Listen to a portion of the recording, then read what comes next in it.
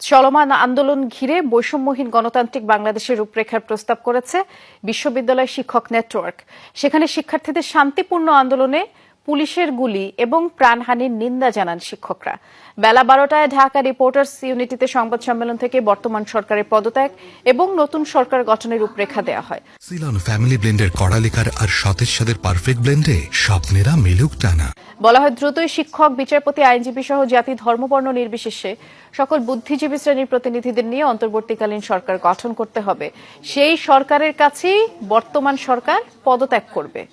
এই ছায়া সরকারের সদস্য নির্বাচনে আন্দোলনরত শিক্ষার্থীরা মুখ্য ভূমিকা পালন করবেন। আর ছায়া সরকার 6 মাসের মধ্যে নির্বাচনের ব্যবস্থা করবে। বন্দী শিক্ষার্থীদের মুক্তি, জুলাই হত্যাকাণ্ডের বিচারের জন্য জাতিসংঘের সহায়তায় প্রয়োজনীয় ব্যবস্থা নেওয়া হবে বলে ওই রূপরেখায় উল্লেখ করা হয়। আর সংবাদ সম্মেলনে বক্তারা বলেছেন, সরকার যত দ্রুত ক্ষমতা ছাড়বে ততই ভালো। তারা জানান, জনগণের সম্মিলিত ইচ্ছাই মূল কথা।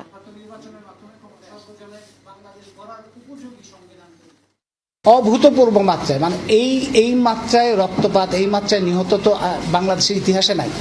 এই আন্দোলনের সংগ্রামে এবং এই সরকারের মতো এরকম নৃশংসতা, নিষ্ঠুরতা আমরা কখনো দেখি নাই।